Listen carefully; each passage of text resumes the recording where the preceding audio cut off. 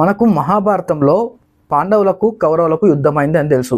ఆ యుద్ధంలో పాండవులు గెలిచారని తెలుసు. మరి కౌరవుల తండ్రి ధృతరాష్ట్రుడు, పాండవుల తండ్రి పాండురాజు. వీళ్ళిద్దరు అన్నదమ్ములు. వాళ్ళిద్దరికి ఇంకొక తమ్ముడు, ఆయననే విదురుడు. మరి వీళ్ళ ముగ్గురు అంటే ధృతరాష్ట్రుడు, పాండురాజు, విదురుడు ఒక తల్లి పిల్లల కాదు. ముగ్గురికి ముగ్గురు వేరువేరు తల్లులు ఉన్నారు. ధృతరాష్ట్రుని తల్లి అంబిక, పాండురాజు తల్లి అంబాలిక, విదురుడి తల్లి అంటే ఒక సూద స్త్రీ, అంటే ఆ దేశంలో ఒక సామాన్య స్త్రీ, పనిచేసి సేవకురాలు. ఇలా ధృతరాష్ట్రుడికి, పాండురాజుకు, విదురుడుకు ముగ్గురు తల్లులు వేరైనా కానీ తండ్రి మాత్రం ఒకడే, ఆయననే వేదవ్యాసుడు. మరి వేదవ్యాసుడు తల్లి ఎవరు? సత్యవతి. సత్యవతి ఎలా పుట్టింది, సత్యవతికి వేదవ్యాసుడు ఎలా పుట్టాడో ఈ వీడియోలో తెలుసుకుందాం. వీడియో ఎండ్ వరకు చూడండి, బాగుంటుంది. కొత్త వారు ఎవరైనా చూస్తే సబ్స్క్రైబ్ చేసుకోండి. భేది దేశాన్ని ఉపరిచరవాసు అను రాజు పరిపాలిస్తూ ఉంటాడు. ఆయన గిరిక అనే కన్యను వివాహం చేసుకుంటాడు, అంటే మ్యారేజ్ చేసుకుంటాడు. అలా కొన్ని రోజుల తర్వాత, వాళ్ళు పెళ్ళైన కొన్ని రోజుల తర్వాత ఆ ఉపరిచరవాసు రాజు అను రాజు వేటకై వెళ్ళాల్సి ఉంటుంది. అయితే ఆయన అడవిలో వెళ్తుండగా తన భార్య అయిన గిరికను తలుచుకుంటూ ఆయనకు వీర్యం అనేది లీక్ అవుతుంది అన్నమాట, అంటే స్పర్మ్ అనేది లీక్ అవుతుంది. బయటికి వచ్చిన వీర్యాన్ని తన భార్య అయిన గిరికకు పంపించాలని డేగతో అయితే ఒక డొప్పలో ఉంచి ఒక డేగ ద్వారా తన భార్య అయిన గిరికకు అయితే పంపిస్తాడన్నమాట. అయితే సరే, డేగ కూడా తీసుకొని వెళ్తుంటది. అదే టైంలో ఒక గుహలో నుంచి అయితే ఒక డేగ ఇంకొక డేగ చూస్తుంది.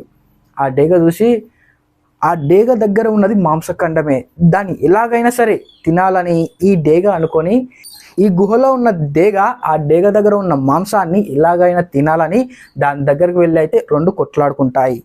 ఈ రెండు డేగలు కొట్లాడుకునే సమయంలో ఆ వీర్యం అనేది కింద యమునా నదిలో అయితే పడిపోతుంది. అక్కడ బ్రహ్మశాపము చేత అద్రిక అనే అప్సరస ఉంటుంది. ఆ అప్సరస కూడా ఈ వీర్యం అనేది మింగుతుంది. ఇలా ఇంతవరకు అయిపోయింది. కొన్నాళ్ళ తర్వాత తద్వారా ఆమె గర్భాన్ని అయితే ధరిస్తుంది. కొన్ని రోజుల తర్వాత అక్కడికి మత్స్యకారులు చేపల వేటకై వస్తారు.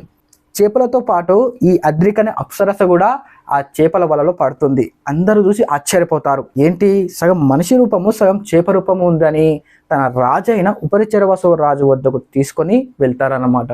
వెళ్ళిన తర్వాత ఆ రాజు కూడా చూసి గర్భం ధరించిందని ఒక గదిలో అయితే ఉంచుతారన్నమాట. అలా 10 నెలలు దాటిన తర్వాత ఆ అద్రిక అనే అప్సరస ఒక మగ శిశువుకి, ఆడ శిశువుకి జన్మనిస్తుంది. దాంతో ఆమెకు శాప విముక్తి జరిగి ఇంద్రలోకానికి అయితే వెళ్ళిపోతుంది. ఆ తర్వాత ఉపరిచరవసు రాజు ఆ బిడ్డల దగ్గరకు వచ్చి సేమ్ తన పోలికలతో ఉండడం చూసి తన పిల్లలుగా తలిచి తన కూతురుగా, తన కొడుకుగా అయితే స్వీకరిస్తాడనమాట.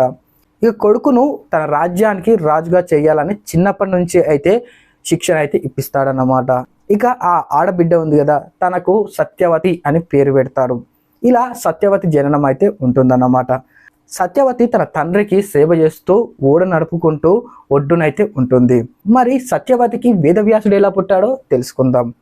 అయితే ఇలా తన తండ్రికి సేవ చేస్తూ ఓడను నడుపుకుంటూ అయితే ఓడ ఒడ్డు దగ్గర సత్యవతి ఉంటుంది.